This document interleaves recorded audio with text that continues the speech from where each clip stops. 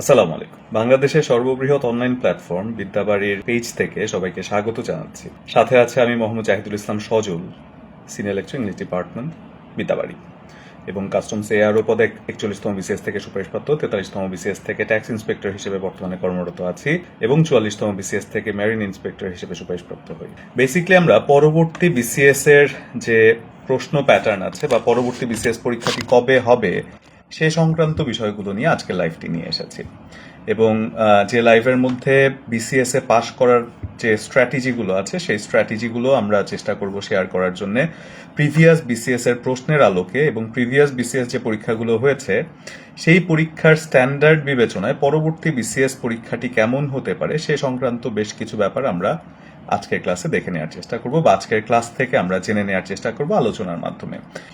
তো আসেন আমরা সরাসরি একেবারে প্রথমেই যদি চলে যাই যে আমাদের পরবর্তী যে বিসিএস পরীক্ষা আছে সেই বিসিএস পরীক্ষাটি কবে হতে পারে। হ্যাঁ, তো সেই বিসিএস পরীক্ষাটি কবে হতে পারে সেই সংক্রান্ত ব্যাপারে তো আমরা কথা বলবোই, তার থেকেও বড় কথা হচ্ছে সেই পরীক্ষাটিতে পাশ করতে আসলে আমাদের কোন বিষয়গুলোতে ফোকাস করা উচিত হবে বা কোন বিষয়গুলোকে খেয়াল করলে আসলে এখান থেকে পাশ করাটা সম্ভব হবে। আচ্ছা চলেন সরাসরি আমরা পরীক্ষার একেবারে টপিকের মধ্যে চলে যাই, বা যেই জায়গাতে আসলে আমাদের আজকে ক্লাসের মেইন পয়েন্ট অফ অ্যাটেনশন সেই জায়গাটায়। দেখেন, বাংলাদেশের পার্সপেক্টিভে সব থেকে কম্পিটিটিভ পরীক্ষা বলা হয় বা সব থেকে ডিমান্ডিং চাকরির যে পরীক্ষাটি আছে সেটি হচ্ছে এই বিসিএস পরীক্ষা, যে পরীক্ষার মধ্যে 3টি ধাপ থাকে, তাই তো? এই 3টি ধাপের মধ্যে প্রথমে চলে আসে প্রিলিমিনারি অংশ, তারপরে চলে আসে লিখিত অংশ এবং তারপরে চলে আসে ভাইবা। এই 3টি ধাপে যদি আপনি উত্তীর্ণ হতে পারেন তাহলে আপনি বাংলাদেশের পার্সপেক্টিভে সব থেকে সম্মানজনক চাকরি, মানে সকল চাকরি সম্মানজনক, কিন্তু আপনি পজিশনের হিসেব করে যদি বলেন সেক্ষেত্রে সবারই প্রত্যাশা থাকে একজন বিসিএস ক্যাডার হওয়ার বা বিসিএস অফিসার হয়ে নিজের ক্যারিয়ারটাকে শুরু করার, এবং সেটি আসলে অবশ্যই খুবই সম্মানের এবং খুবই আপনার সোশ্যাল স্ট্যাটাস এই জায়গার মধ্যে অনেক বেশি। এখন সোশ্যাল স্ট্যাটাসটা বেশি কেন বলছি, কারণ দেখা যায় আমাদের সোসাইটিতে আপনি যত বড়ই কাজ করেন না কেন দিন শেষে বলে যে ও আচ্ছা ওইটা হয়েছে, বিসিএস ক্যাডার তো আর হতে পারোনি। মানে এটা মজা করেই আমি বলছি যে আপনি যত বড়ই হন না কেন বা যত ভালোই কাজ করেন না কেন দিন শেষে আপনাকে ওই বিসিএস ক্যাডার হওয়ার জন্য আপনার সোসাইটি আপনাকে প্রেশারাইজ করবে, বা অনেক ক্ষেত্রেই দেখা যায় সেটাকে আসলে বেশি প্রায়োরিটি দিয়ে থাকে, উইচ ইজ অ্যাবসলিউটলি ফাইন। আমি এটাকে নিয়ে ভালোও বলবো না, খারাপও বলবো না, কিন্তু দিন শেষে সেই বিসিএস পরীক্ষাতে আসলে ভালো করার মূল মন্ত্রটা কি বা কারা এই বিসিএস পরীক্ষাতে ভালো করে, এই ব্যাপারটি তো আমরা চিন্তা করতেই পারি যে বিসিএস পরীক্ষা আসলে ভালোটা করে কারা। দেখেন, প্রথমত হচ্ছে এখানে যারা ভালো করে তারা হচ্ছে পরিশ্রমী, এবং পরীক্ষায় পরিশ্রমী হলে কেবল হয় না, সেক্ষেত্রে একটা দক্ষ দিক নির্দেশনা অথবা গাইডলাইনের প্রয়োজন হয়। কারণ দিন শেষে আমি বিসিএস পরীক্ষার জার্নিতে যখন ছিলাম আমি নিজে দেখেছি অনেকে পরিশ্রম অনেক করেছে, পরিশ্রমের ক্ষেত্রে কোনো তাদের কমতি ছিল না, কিন্তু সেই পরিশ্রম করেও দেখা গিয়েছে যে দিন শেষে হয়তোবা তারা সেই তাদের যে জায়গাতে তারা যেতে চেয়েছে সেই জায়গায় হয়তোবা যেতে পারেনি। তো সেজন্যে বলছি যে পরিশ্রমটাই যে একমাত্র মূল মন্ত্র এখানে, সেটা আসলে আমার কাছে অন্তত এই জার্নিতে মনে হয়নি। এখানে আপনার একটা নির্দেশনার পাশাপাশি একটা পরিকল্পিত পরিশ্রম যদি আপনি করতে পারেন তাহলে that will help you a lot, other than that will be waste of your time. এখন কথা হচ্ছে আমরা সর্বশেষ 50তম বিসিএস দেখেছি এবং 51তম বিসিএস সামনে আছে। সেই 51তম বিসিএস এর ঠিক আগ মুহূর্তে যদি আমরা চিন্তা করি, যে আমরা জানি যে পিএসসির যে নতুন পর্ষদ আছে তারা আসলে এই বিসিএস এর পরীক্ষার দীর্ঘসূত্রতা যেন কমে যায় সেজন্য চেষ্টা করছে যে একটা বিসিএস কে একটা বছরের মধ্যে শেষ করার পরিকল্পনা নিয়ে তারা নেমেছে। এখন আমরা যদি বলি সর্বশেষ যে বিসিএসসি ছিল 50তম বিসিএস, তারপরে 51তম বিসিএস এর যে তাদের রোড ম্যাপ, সেই রোড ম্যাপের মধ্যে দেখা গিয়েছে যে তাদের প্রিলির যে সার্কুলার আছে সেই সার্কুলারটি দেওয়ার সম্ভাবনা বা তাদের প্রত্যাশা রয়েছে যে এখন থেকে প্রতি বছর নভেম্বর মাসে একটা বিসিএস এর সার্কুলার দেওয়া হবে, এটা তাদের প্রত্যাশা, এবং সেই রোডম্যাপ অনুযায়ী পিএসসি কিন্তু এগোচ্ছে। এবং পরবর্তীতে তাদের পরিকল্পনার মধ্যে আরো একটা ব্যাপার রয়েছে যে তারা বিসিএস পরীক্ষাটি মানে প্রিলিমিনারি পরীক্ষাটি বা প্রিলিমিনারি অংশটি তারা আসলে শেষ করবে জানুয়ারির মধ্যে, এবং এটাও আসলে তাদের পরিকল্পনার মধ্যে রয়েছে যে একজন স্টুডেন্ট বিসিএস এ অ্যাপ্লাই করার ঠিক সেই সময় থেকে সে জানবে যে কবে প্রিলিমিনারি হবে, কবে লিখিত হবে এবং কবে ভাইবা পরীক্ষা হবে এবং কবে সেই পরীক্ষার রেজাল্টও দেয়া হয়ে যাবে, এই সংক্রান্ত পুরো ডিটেইলে তারা একটা রোড ম্যাপ নিয়ে নেমেছে। অর্থাৎ আমরা যদি এখন থেকে বলি যে নভেম্বর মাসে বিসিএস এর প্রিলিমিনারি পরীক্ষাটি হবে, তাহলে এখন যদি আমরা বলি যে মে মাস, এরপরে June, July, August, September, October, নভেম্বরে যদি সার্কুলারটি দেয় এবং জানুয়ারিতে যদি পরীক্ষা হয়, তাহলে খুব একটা বেশি সময় আছে বলে আমার কাছে মনে হয় না। 6 থেকে 8 মাস এর আশেপাশে হয়তো আপনি এখন থেকে সময় পেতে পারেন। এখন কথা হচ্ছে যে এই 6 থেকে 8 মাসের সময় কি যথেষ্ট কিনা আপনার জন্য। প্রথম কথা যে বিসিএস এর অনেকে আছে যারা বিসিএস এর জার্নিটায় নামে কেবল ইমোশনের জন্য, দেখেছে যে বিসিএস ক্যাডারদের অনেক সম্মান দেয় সবাই, বা দেখেছে যে বিসিএস ক্যাডার হওয়া মাত্রই সোশ্যাল যে একটা অ্যাকসেপ্টেন্স সেটা আসলে পরিবর্তিত হয়ে যায়। তো সেই কারণে অনেকে আছে বিসিএস পরীক্ষা অবতীর্ণ হয় কিন্তু সে প্রপার গাইডলাইন না নিয়ে বা প্রপারলি সেই বিষয়টাকে অ্যানালাইসিস না করে অনেক সময় পরীক্ষার মধ্যে নেমে যায়, হুইচ ইজ নট অ্যাপ্রোপ্রিয়েট। কারণ বিসিএস এর 3টি ধাপ সম্পর্কে আপনি যদি অ্যানালাইসিস না করে কেবল পরীক্ষাতে নেমে যান, তাহলে দেখা যাবে যে আপনি একটা যুদ্ধে নেমে গিয়েছেন যেখানে আপনি অবগতই না যে আপনার শত্রুপক্ষ কারা। অর্থাৎ আপনি এখানে 1000 জন সৈন্য নিয়ে নেমে যাচ্ছেন, ওই পাশ থেকে দেখা গেল আপনি যাদের সাথে যুদ্ধ করবেন তারা হয়তো বা 1 লাখ সৈন্য নিয়ে আপনার কাছে চলে আসছে। এখন 1000 জন সৈন্য নিয়ে তো আপনি 1 লাখ সৈন্যের সাথে জিততে পারবেন না। তো সেজন্যই আপনার পরিকল্পনাটা খুব সলিড হওয়া উচিত এবং যেই পরিকল্পনাটা আপনার একটা নির্দেশনার পাশাপাশি চলে আসে এবং আপনি যদি অ্যানালাইসিসটা ভালো করতে পারেন, বিসিএস সংক্রান্ত অ্যানালাইসিস, তাহলে কিন্তু আপনার পরিকল্পনাটা দক্ষ হবে এবং তার পাশাপাশি আপনার প্রিপারেশনটা অনেকটা গোছানো হবে। এখন কথা হচ্ছে বিসিএস পরীক্ষার পদ্ধতি কি। আমরা জানি বিসিএস এর 3টি স্টেপ, যার মধ্যে প্রথমে হচ্ছে প্রিলিমিনারি পরীক্ষা, তারপরে হচ্ছে লিখিত পরীক্ষা এবং তারপরে হচ্ছে ভাইবা পরীক্ষা। এবং বর্তমানে সব থেকে টাফেস্ট যে পার্টটি আছে সেটি হচ্ছে প্রিলিমিনারি। যে বিগত বিসিএস এ ফার্স্ট হয়েছে তাকেও যদি তার পরবর্তী বিসিএস এ বলা হয় যে তুমি তো এর পরবর্তী বিসিএস এ পরীক্ষা দিচ্ছ, তুমি সব থেকে কোন ধাপটিকে ভয় পাচ্ছ, সে আনডাউটেবলি বলে দিবে যে আমি প্রিলিমিনারিটাকেই সব থেকে বেশি ভয় পাই। এখন সেই প্রিলিমিনারিতে প্রথম ধাপেই তো প্রিলিমিনারিটা চলে আসে এবং সেই প্রিলিমিনারিতে ভালো করতে হলে অবশ্যই আপনার সেই প্রিলিমিনারির যে সিলেবাস আছে এবং পরীক্ষা পদ্ধতি এবং কোন কোন টপিকগুলো মাস্ট কামিং সেই জিনিসগুলো আপনার ভালো করে জেনে তারপরে পড়ালেখাটা শুরু করা উচিত। এখন এই প্রিলিমিনারি পরীক্ষার মধ্যে আমরা জানি 200 মার্কস থাকে। এই 200 মার্কসের মধ্যে আবার একটি প্রশ্ন পারার জন্য 1 মার্কস যেমন আপনি পাবেন, একটি প্রশ্ন ভুল হওয়ার জন্য 0.50 নেগেটিভ মার্কিংও হয়ে থাকে। অর্থাৎ একটি ভুল উত্তরের জন্য আপনার 0.50 তো কাটা যাচ্ছেই এবং তার পাশাপাশি আপনি যে প্রশ্নটাকে সঠিক জেনে ভুল করলেন সেই প্রশ্নটা না পারার কারণে কিন্তু অলরেডি আপনার 0.50 প্লাস একটা সঠিক প্রশ্নের ভুল উত্তর দেওয়ার কারণে আপনার কিন্তু প্রায় 1.5 মার্কস চলে যাচ্ছে। অর্থাৎ একটি ভুল করা মানে 1.5 মার্কস চলে যাওয়া। এটি মাথায় রাখতে হবে, আমাদের এটা মাথায় গাঁথিয়ে রাখতে হবে। এবং এই পরীক্ষাটি আসলে এমন আমার কাছে মনে হয়নি যে ঝড়ে বকে আপনি শুধু ওএমআর বৃত্ত ভরাট করে দিয়ে আসলেন এবং হয়ে গেল এমসিকিউ। এত সহজ না, প্রিলিমিনারি পরীক্ষাটা যথেষ্ট কঠিন একটা পরীক্ষা। এখন এই পরীক্ষার মধ্যে আমরা সম্প্রতি জানি যে বিসিএস এর প্রিলিমিনারি সিলেবাসটা চেঞ্জ হয়েছে। এখন বিসিএস এর প্রিলিমিনারি যে সিলেবাসটা চেঞ্জ হয়েছে, আদৌ কি সেই সিলেবাসের মধ্যে নতুন কিছু যুক্ত হয়েছে বা আগের কোনো কিছুকে কি বাদ দেয়া হয়েছে? মোটেও না। দেখেন, আগে আমাদের সিলেবাসে যেই কয়টা সাবজেক্ট ছিল এখনো ঠিক সেই কয়টা সাবজেক্টই রয়েছে। আগের মার্কস ডিস্ট্রিবিউশনের মধ্যে কিছু কিছু ক্ষেত্রে দেখা গিয়েছে যে মার্কস কমানো হয়েছে এবং আগের সেই মার্কস ডিস্ট্রিবিউশনের মধ্যে কিছু কিছু সাবজেক্টে দেখানো হয়েছে বা দেখা গিয়েছে মার্কস বাড়ানো হয়েছে। তো এই হচ্ছে বেসিক পার্থক্য, এছাড়া আর কোনো পার্থক্য কিন্তু এই বিসিএস এর সিলেবাসে অন্তত নাই। যেমন আমি যদি মার্কস ডিস্ট্রিবিউশনের ব্যাপারটা বলি যে আগামী 51তম বিসিএস এর যে পরীক্ষাটি হবে সেই পরীক্ষায় মার্কস ডিস্ট্রিবিউশনের ক্ষেত্রে বাংলায় যেখানে আগের বিসিএস গুলোতে ছিল হচ্ছে 35, বাংলা সাহিত্য এবং বাংলা ব্যাকরণ মিলিয়ে, কিন্তু 51তম বিসিএস এ গিয়ে সেই পরীক্ষায় বাংলা পার্টের মধ্যে প্রশ্ন আসবে 30 নাম্বারের, অর্থাৎ আগের 35 নাম্বারেরটা এখন হয়ে যাবে 30 নাম্বার। এবং ঠিক তেমনি আগে ইংরেজি সাহিত্য এবং ইংরেজি ব্যাকরণ এই দুটো মিলিয়ে ছিল 35 নাম্বার, 51তম বিসিএস এসে সেই ইংরেজি সাহিত্য এবং ইংরেজি ব্যাকরণ মিলিয়ে চলে আসবে 30 মার্কস। এরপরে দেখা গেল যে 30 তাহলে 60 হলো। তাহলে এই যে 5 মার্কস কমে গেল, সেই 5 মার্কসটা কোথায় গিয়ে বাড়ছে? আসেন পরবর্তী সাবজেক্টগুলো অ্যানালাইসিস করি, তাহলে আমরা বুঝতে পারবো যে আসলে সাবজেক্টটা মার্কসটা কোথায় বেড়েছে। এই অ্যানালাইসিসটাই কিন্তু সব থেকে গুরুত্বপূর্ণ, ঠিক আছে? এই অ্যানালাইসিসটা যদি আমরা ভালো করে করতে পারি তাহলে কোন সাবজেক্টে কতটুকু ফোকাস দিতে হবে সেই জিনিসটা কিন্তু আমরা বুঝে যাব। তাহলে 30 60 হলো। এরপরে চলে আসি আমরা সাধারণ জ্ঞানের পার্টে বাংলাদেশ বিষয়াবলী। বাংলাদেশ বিষয়াবলীতে আগে মার্কস ছিল হচ্ছে 30, কিন্তু 51তম বিসিএস থেকে আপনার মার্কসটি চলে আসবে হচ্ছে 25। এবং আন্তর্জাতিক বিষয়াবলীতে আগে মার্কস ছিল 20, এখন 51তম বিসিএস এ চলে আসবে মার্কস এখানে 25। তাহলে 5 মার্কস বাংলাদেশ অ্যাফেয়ার্সে কমে গিয়ে আন্তর্জাতিক অ্যাফেয়ার্সে 5 মার্কস যুক্ত হয়েছে, এটাই হচ্ছে পার্থক্য।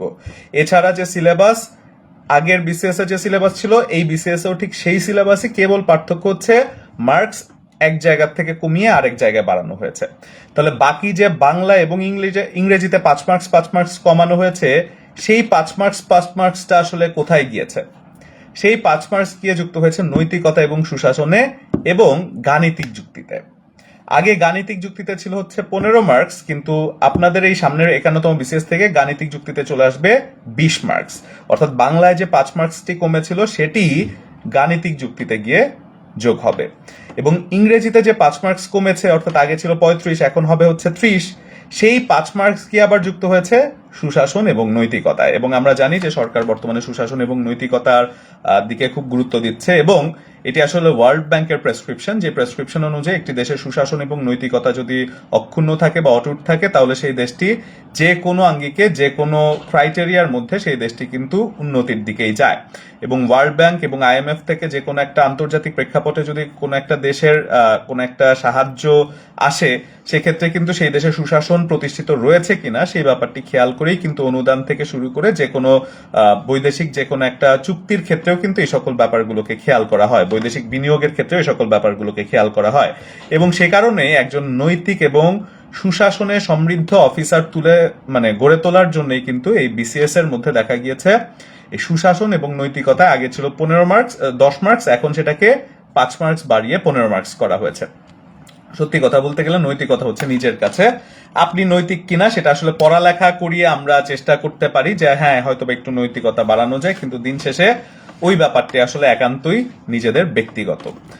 তো যাই হোক, এই গেল হচ্ছে সুশাসন নৈতিকতার পার্ট, গণিতের পার্ট। এছাড়া হচ্ছে মানসিক দক্ষতায় থাকে হচ্ছে বিসিএস এ 15 মার্কস। এছাড়া হচ্ছে সাধারণ বিজ্ঞান, এই জায়গায় থাকে 15 মার্কস। আইসিটি পার্ট, সেখানে থাকে 15 মার্কস। ভূগোল ও পরিবেশ, সেখানে থাকে হচ্ছে 10 মার্কস।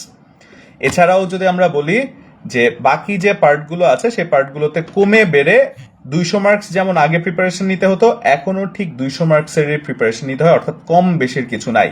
আগে 200 মার্কস ছিল, ঠিক এখনো আপনার সেই 200 মার্কসেরই প্রিপারেশন নিতে হবে। এখন কথা হচ্ছে যে এই 200 মার্কসের প্রিপারেশনে এগিয়ে থাকার জন্য যেহেতু এখানে নেগেটিভ মার্কের একটা ব্যাপার রয়েছে, সেক্ষেত্রে আমরা কি করতে পারি? এই নেগেটিভ মার্কিংটা এড়িয়ে চলতে আমরা কি করতে পারি? দেখেন, এই ক্লাসটা আসলে বেসিক্যালি কেবল বিসিএস এর পরীক্ষার্থী যারা আছে তাদের জন্য না। নেগেটিভ মার্কিং মোটামুটি সকল চাকরির পরীক্ষায় রয়েছে, সকল চাকরির পরীক্ষায় আসলে অ্যানাউন্স করা হয়েছে বা অ্যানাউন্স করা আছে।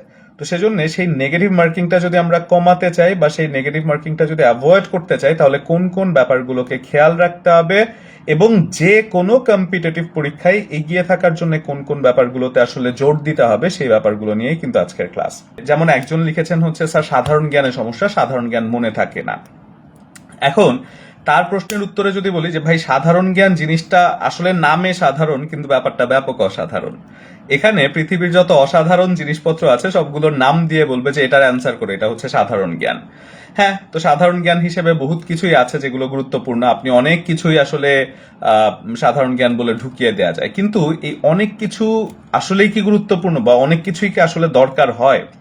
দেখেন, সাধারণ জ্ঞানের প্রিপারেশন নেওয়ার ক্ষেত্রে, অন্তত বিসিএস এর ক্ষেত্রে, আর বিসিএস এর প্রশ্নটা যে কোনো চাকরির পরীক্ষার জন্য কিন্তু একটা স্ট্যান্ডার্ড, অর্থাৎ পরবর্তী যে কোনো চাকরির পরীক্ষার মেইন ফোকাস বা কোয়েশ্চেনের প্যাটার্নটা অনেকটা বিসিএস এর স্ট্যান্ডার্ডে। অনেক সময় বিসিএস এর হুবহু প্রশ্ন কিন্তু অন্যান্য প্রাইমারি বলেন, এনটিআরসিএ বলেন, অথবা যে কোনো চাকরির পরীক্ষায় দেখা যায় বিসিএস এর হুবহু প্রশ্নটি কিন্তু দিয়ে দেওয়া হয়।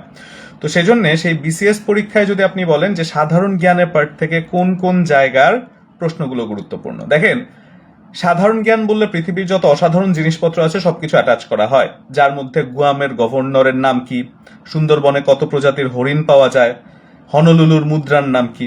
আপনি পৃথিবীর যত এরকম অদ্ভুত টাইপের নলেজ আছে, সেই নলেজ আপনি হয়তোবা সাধারণ জ্ঞান পরীক্ষায় দিতে পারেন, কিন্তু সেই যে পরিধি, সেই পরিধিটা খুবই সীমিত। সাধারণ জ্ঞান একটা ব্যাপক এরিয়া, কিন্তু আপনি যদি লিমিটেড এর মধ্যে প্রিপারেশন নিতে চান, কিছু কিছু ব্যাপার আছে, কিছু কিছু টপিক আছে, যে টপিকগুলো ভালো করে পড়লে আপনি দেখবেন বিগত 4-5টা বিসিএস এর অন্তত অ্যানালাইসিস করলেই দেখবেন যে কয়েকটা টপিক আছে যেখান থেকে সব থেকে বেশি প্রশ্ন আসে। যার মধ্যে প্রথম যে ব্যাপারটি সেটি হচ্ছে বাংলাদেশ বিষয়াবলীর মধ্যে বাংলাদেশের সংবিধান, যেই সংবিধান থেকে মাস্ট প্রশ্ন আসবেই আসবে। সংবিধান থেকে প্রশ্ন আসবে না এমন আসলে হতেই পারে না। যে কোনো চাকরির পরীক্ষায়, শুধু বিসিএস না, এছাড়াও যে কোনো চাকরির পরীক্ষায় সংবিধান থেকে মোটামুটি ধরে নেওয়া যায় যে একটি প্রশ্ন আসবে। গেল সংবিধান, একটি না, মানে বিসিএস এর মধ্যে 4-5-6টিও প্রশ্ন এসেছে, এমনও হয়েছে। সংবিধানটা যদি আমরা ভালো করে পড়ি, তো সংবিধান তো খুব বেশি পড়া না, অল্পই পড়া। সংবিধানের যে অনুচ্ছেদগুলো আছে, সংশোধনী যেগুলো আছে, তফসিল যেগুলো আছে, সেই জিনিসগুলো যদি আমরা একটু ভালো করে পড়ে নিই, গেল এটা। এরপরে হচ্ছে বাংলাদেশের অর্থনীতি এবং বাংলাদেশের কৃষিজ সম্পদ, যেখান থেকে আলাদা আলাদা করে প্রশ্ন আসেই। বাংলাদেশের অর্থনৈতিক যে অর্জনগুলো আছে, বাংলাদেশের কৃষিজ সম্পদ যেগুলো আছে, কোনটি কোন জাতের ধান, কোনটি কোন জাতের কলা, এরকম কিছু কিছু জাত সংক্রান্ত প্রশ্ন রয়েছে, খুবই লিমিটেড পড়া। এছাড়াও যদি আমি বলি বাংলাদেশের উপজাতি, যে উপজাতির পার্টটি থেকেও কিন্তু একটি প্রশ্ন এসে থাকে, তাই তো? এই জাতীয় জায়গাগুলোকে যদি আমরা আলাদা আলাদা করে ফেলি, তাহলে দেখবেন পড়াটা আসলে খুব একটা বেশি না, তাই তো? খুব একটা বেশি কিন্তু এখানে পড়ার না। এখন আপনি বলবেন যে স্যার আপনি পাশ করেছেন, এই জন্য আপনার কাছে মনে হচ্ছে খুব একটা বেশি পড়ার না। দেখেন, আমি অনেকের থেকে কম পড়ে হয়তো বা আমি বিসিএসটা পাশ করেছিলাম, এবং অনেকে আছে যারা আমার থেকে অনেক বেশি পড়েছে, কিন্তু আনফরচুনেটলি তারা দেখা গিয়েছে বিসিএস হয়তো বা পাশ করতে পারেনি। হ্যাঁ, প্রথম ব্যাপার হচ্ছে সৃষ্টিকর্তা তাদের উপরে হয়তো বা সহায় ছিল না, এটা একটা ব্যাপার হতে পারে। আর দ্বিতীয় যে ব্যাপারটি, সে ব্যাপারটি অবশ্যই এখানে স্ট্র্যাটেজির একটা ব্যাপার রয়েছে। If you are not planning for anything, then you are planning to fail. আপনার পরিকল্পনাটা যদি সঠিক না হয়, তাহলে আপনার পরিকল্পনাটাই হচ্ছে ফেল করার। তো সেজন্য নিজে যখন পড়ালেখা করবেন বা পরিকল্পনা মাফিক পড়ালেখা যদি না করেন, তাহলে পরিকল্পনাটাই হচ্ছে খারাপ দিকে, অর্থাৎ ফেল করার দিকে আপনার পরিকল্পনাটা চলে যাবে। তো সেজন্য you have to plan according to your goal. যেই গোলে পৌঁছাবেন সেই গোলের আলোকেই আপনার পরিশ্রমটা করতে হবে। আচ্ছা স্যার ইংলিশ মনে রাখার কৌশল বলেন। ইংরেজি হচ্ছে প্রতিদিন পড়তে হবে। ইংরেজি এবং গণিত, এই দুটো সাবজেক্ট হচ্ছে এমন যে প্রতিদিন অন্তত 1 ঘন্টা ইংরেজি, 1 ঘন্টা গণিত, এই দুটো জায়গার মধ্যে আপনার প্র্যাকটিস করতে হবে। স্যার ইংরেজি সাহিত্য থেকে কত নাম্বার থাকবে? ইংরেজি সাহিত্য থেকে 15 মার্কস থাকবে।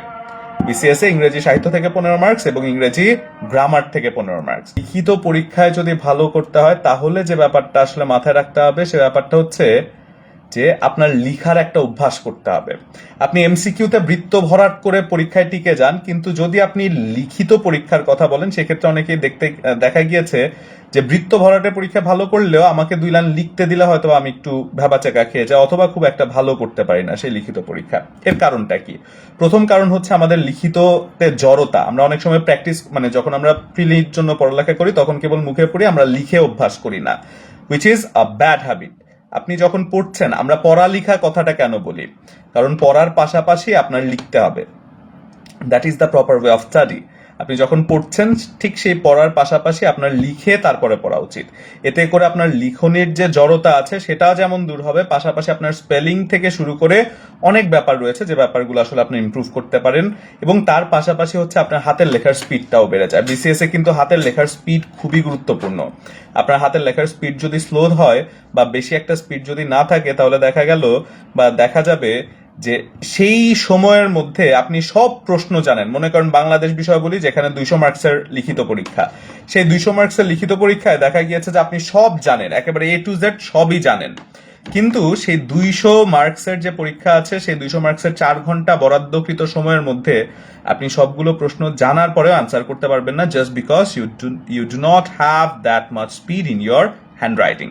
আপনার হ্যান্ড রাইটিং এ হয়তোবা ততটা স্পিড নাই, যে কারণে আপনি হয়তোবা এই পরীক্ষাতে পুরোটা ফুল অ্যান্সার করে আসতে পারবেন না। এবং ফুল অ্যান্সার না করলে কিন্তু ভাই একেবারেই শেষ। ফুল অ্যান্সার যদি না করেন, তাহলে হয়তোবা অনেকটাই পিছিয়ে যাবেন। মনে করেন যে এখানে 200-তে 200 অ্যান্সার যারা করেছে, যে কিছুটা লিখেছে সে তো নিশ্চয়ই আপনার থেকে বেশি পাবে।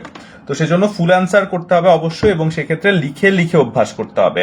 আমরা যখন প্রিলি পড়ছি, যে কোনো একটা ইনফরমেশন যদি পড়ি, সেই ইনফরমেশনটি আমরা একটু খাতায় লিখে ফেলবো। খাতায় লিখে ফেললে আমার লেখার জড়তাটা যেমন চলে যাবে, পাশাপাশি আমার স্পেলিং ঠিক হচ্ছে কিনা সেটাও একটা ব্যাপার। ঠিক আছে স্যার, জব সলিউশনে কোনো কোর্স আছে? এটা বলছেন হচ্ছে নাজমুল হাসান। আপনাদের জন্য একটা সুখবর, সেটা হচ্ছে জব সলিউশনের আলাদা করে আপনাদের কোনো কোর্স করতে হবে না। বিদ্যাবাড়িতে আমরা যারা শিক্ষক আছি তারা একটা উদ্যোগ নিয়েছিলাম। সেই উদ্যোগটা হচ্ছে এটা যে আমরা যে কোনো কোর্সে আমাদের স্টুডেন্টরা যদি ভর্তি হয় তাহলে তাদেরকে আমরা একটা জব সলিউশন, মানে 10তম বিসিএস থেকে 50তম বিসিএস এর যে প্রশ্নগুলো আছে সেই প্রশ্নগুলোর একটা সলভ ক্লাস হিসেবে আমরা সবাইকে দিয়ে দিয়েছি, অর্থাৎ সলভ ক্লাস আকারে। মানে 11টা লেকচার সেখানে রয়েছে এবং 11টা লেকচারের প্রতিটি বিষয়, যেমন বাংলার একটা বিষয়, বাংলা সেই বিষয়ে কয়টা লেকচার আছে এবং সেই লেকচারের 10তম বিসিএস থেকে 50তম বিসিএস এর যত প্রশ্ন আছে সবগুলো রেকর্ড করা আছে। ঠিক তেমনি ইংরেজি বিষয়টি আমি নিয়েছি। ইংরেজি বিষয়ের যে প্রশ্নগুলো আছে সেই প্রশ্ন, অর্থাৎ 10তম বিসিএস থেকে 50তম বিসিএস এর যতগুলো প্রশ্ন আছে সবগুলো প্রশ্ন একেবারে ব্যাখ্যা আকারে আমার ক্লাস রেকর্ড করে দেয়া আছে বিদ্যাবাড়িতে। অর্থাৎ আমাদের কোনো স্টুডেন্ট যদি সেখানে ভর্তি হয়, যে কোনো কোর্সে ভর্তি হোক না কেন, তারা সেই 10তম বিসিএস থেকে 50তম বিসিএস এর যতগুলো প্রশ্ন এসেছে, ইংরেজি বলেন, সাধারণ জ্ঞান বলেন, এরপরে হচ্ছে কি গণিত বলেন, বিজ্ঞান বলেন, আইসিটি বলেন, যে কোনো প্রশ্নই বলেন না কেন, সকল বিষয়ের সেই প্রশ্নের সমাধানগুলো আমরা ব্যাখ্যা আকারে ক্লাস হিসেবে সেই ক্লাসের রেকর্ডগুলো দিয়ে দিব, মানে রেকর্ডগুলো করে দেওয়া আছে এবং যে কোনো কোর্সে যদি কোনো স্টুডেন্ট ভর্তি হয় তাকে দিয়ে দেওয়া হয়। ইংরেজির কোনো আলাদা কোর্স আছে? না স্যার, এখন আপাতত ইংরেজির আলাদা কোনো কোর্স নাই, তবে যোগাযোগ রাখবেন বিদ্যাবাড়ির সাথে, হয়তোবা পরবর্তীতে আমরা অ্যানাউন্স করলেও করতে পারি। ইংরেজি স্পিকিং এর জন্য কি করতে পারি? দেখেন, আমরা স্পিকিং এ যদি ভালো করতে হয় তাহলে অবশ্যই আমাদের বলে বলে অভ্যাস করতে হবে। আমরা যদি বলে অভ্যাস না করি তাহলে হয়তো আমাদের স্পিকিংটা খুব একটা ভালো হবে না। আমি যদি গ্রামার ধরে ধরে ইংরেজি বলার চেষ্টা করি তাহলে আমার ইংরেজি ভালো হবে না। আপনি বলবেন যা খুশি তাই বলবেন, ইংরেজিতে চেষ্টা করবেন, প্রথম দিকে ভুল হবে, কিন্তু আস্তে আস্তে সেই ভুল থেকে শিক্ষা নিয়ে আপনি বুঝতে পারবেন যে এই ব্যাপারে আপনি এভাবে না বললে এভাবে বললে হয়তোবা বেশি সুন্দর লাগতো। এবং আপনি যদি ভুলের চিন্তা করে বসে থাকেন তাহলে কিন্তু আপনার বলাই হবে না। তো সেজন্য চেষ্টা করবেন বলার, এবং বলে তারপরে ভুলটাকে শুধরানোর চেষ্টা করবেন। আপনি যদি চুপ করে থাকেন না বলে, তাহলে সেখানে কিন্তু আপনার ইমপ্রুভ করার সুযোগ খুবই কম। আচ্ছা, তো যেটা বলছিলাম যে প্রিলির যে মার্কস আছে সেই মার্কস হচ্ছে 200 মার্কস। যে 200 মার্কসের মধ্যে আপনার 0.50 হচ্ছে নেগেটিভ মার্কস। এখন কথা হচ্ছে প্রিলি পরীক্ষায় পাশ করতে কত মার্কসের প্রয়োজন হয়। দেখেন, বিসিএস এর প্রিলি পরীক্ষাটি এমন না যে এখানে 120 পেলেন আপনি পাশ করে ফেললেন। আগে অনেক সময় বলা হতো যে বিসিএস এ 120 পেলেই পাশ করা যায়, কিন্তু সেটা অনেক আগের ঘটনা। 44তম বিসিএস পরীক্ষাটির এমন প্রশ্ন ছিল যে এই প্রশ্নে আসলে 120 কাট মার্কস ছিল না। মানে আমরা আগে ধরে নিতাম যে 120 পেয়েছে তার মানে বিসিএস এর জন্য একটা সেফ মার্কস এটা, কিন্তু 44তম বিসিএস এর কাট মার্কস উঠেছিল 125 বা 125 এর আশেপাশে, কম প্লাস মাইনাস 125। তো এই প্লাস মাইনাস 125 এর মধ্যে যদি কাট মার্কস ওঠে তার মানে যারা 120 টার্গেট করে পরীক্ষা দিয়েছে তারা ফেল করেছে। আমার সাথে অনেকে আছে যারা 44তম বিসিএস এ জানা স্টুডেন্ট, তারা পারতো কিন্তু তারা তারপরেও ফেল করে গিয়েছে, কারণ তারা পরীক্ষার হলে টার্গেট ছিল তাদের 120। তো সেজন্য এটাও একটা স্মার্টনেস যে পরীক্ষার হলে আমার কোন পরীক্ষার বা কোন প্রশ্নে কতটুকু আমি অ্যান্সার করে আসবো বা কোন প্রশ্নের স্ট্যান্ডার্ড কেমন সেটা বোঝাও আমার একটা স্মার্টনেস। এবং সেটা আমি কখন বুঝতে পারবো? যখন আমার প্রিপারেশনটা সেভাবে গোছানো হবে, আমি যখন টপিক ওরিয়েন্টেড অ্যানালাইসিস করতে পারবো। দেখেন, বিসিএস এ পড়ার জন্য তো অনেক টপিকই আছে। এখন এই অনেক টপিকের মধ্যে যদি আপনি সেই গোছানো ভাবে টপিকগুলোকে কমিয়ে নিয়ে আসেন, যে কাজটা আমরা আপনাদেরকে করে দিব সেই কাজটা যদি আপনারা করে ফেলেন, অর্থাৎ গোছানো ভাবে টপিকগুলোকে যদি একটু কনজাস্টেড করে নিয়ে আসেন, রিপিটেশন যদি আপনি বাদ দিয়ে দেন, তাহলে পড়াটা কিন্তু অনেকটাই কমে যায়। দেখেন, এখানে একটা মানে চাকরির পরীক্ষা একটা কথা খুবই প্রচলিত আছে, যে কথাটি হচ্ছে কি পড়তে হবে সেটি বোঝার আগে প্রয়োজন কি বাদ দিতে হবে সেটি বোঝা। অর্থাৎ আমি কেবল গদ বাঁধা অবস্থায় পড়ে গেলাম কিন্তু আমি দেখলাম না যে আসলে কোন টপিকের গুরুত্ব কতটুকু, কোন টপিকের ডেপথ কতটুকু, তাহলে দিন শেষে আমার খুব একটা কাজে লাগবে না সে পড়ালেখাটা।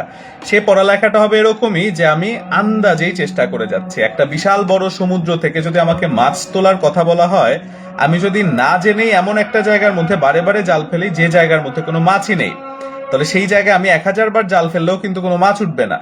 কিন্তু যেখানে মাছ আছে সেখানেই যদি আমি জালটি ফেলি তাহলেই কিন্তু কাজটি হবে। তো সেজন্য আমার জাল ফেলার আগে যেমন মাছ কোথায় আছে সেটা অ্যানালাইসিস করে নেওয়া প্রয়োজন, ঠিক তেমনি পরীক্ষা দেওয়ার আগে পরীক্ষার প্রশ্ন কোথা থেকে আসে সেটিও আমার অ্যানালাইসিস করে নেওয়া প্রয়োজন। এবং সেটি যদি অ্যানালাইসিস করে নিতে পারি তাহলে পড়ালেখাটা কিন্তু অনেকটাই সহজ হয়ে যায়, পাশাপাশি পড়াটা অনেকটাই কমে যায়। যে জিনিসটা আমরা যখন আপনি রেকর্ডেড মানে যখন আপনি আমাদের লাইভ ক্লাসগুলো করবেন, জুম ক্লাসগুলো করবেন, তখন টপিক ওয়াইজ সাবজেক্ট ওয়াইজ আমরা বলে দিব কোন টপিকগুলো গুরুত্বপূর্ণ, কোন টপিকগুলো দরকার নাই, কোন সাবজেক্টটায় বেশি জোর দিতে হবে, কোন সাবজেক্টটায় কম জোর দিতে হবে। এখানে আরেকটা ব্যাপার খুব মুখ্য, সে ব্যাপারটা হচ্ছে কি যে 1 মার্কসের প্রিপারেশনের জন্য আপনি কতটুকু পরিশ্রম করবেন সেটি বুঝতে হবে। অনেক সময় দেখা যায় যে কিছু কিছু টপিকের 1 মার্কস পড়তে গেলে আমার 8 ঘন্টা প্রয়োজন হচ্ছে। 1 মার্কস কেবল আমি 1 মার্কসের প্রিপারেশন নিতে 8 ঘন্টার মতো সময় লাগছে। আবার দেখা গেল আরেক জায়গায় যে আমি এই 8 ঘন্টা ব্যয় করে হয়তো বা আমি 6 মার্কসের প্রিপারেশন নিতে পারি। এখন বুদ্ধিমানের কাজ হলো 8 ঘন্টা ব্যয় করে আগে 6 মার্কসের প্রিপারেশন নেওয়া। 8 ঘন্টা ব্যয় করে যদি আমি 1 মার্কস পাই তাহলে সেটাকে আমি পরে চিন্তা করব। আমার প্রথম ম্যাটার অফ কনসার্ন হচ্ছে আমি সব থেকে কম সময়ে সব থেকে বেশি মার্কস কোথায় অ্যাটেইন করা যায় সেই জিনিসটা দেখা, এবং that is the proper way এবং that is the proper technique to pass your BCS exam. Academic পড়ার পাশাপাশি কিভাবে প্রিপারেশন নিব? বেসিক্যালি একাডেমিক পড়ার পাশাপাশি বিসিএস এর প্রিপারেশনটা নিতে হয়, বা যে কোনো চাকরি পরীক্ষার প্রিপারেশনটা বেসিক্যালি একাডেমিক পরীক্ষার পাশাপাশি নিতে হয়। আমি যখন বিসিএস এর প্রিপারেশন নিয়েছিলাম তখন আমি আসলে এমবিএ করছিলাম ঢাকা ইউনিভার্সিটিতে।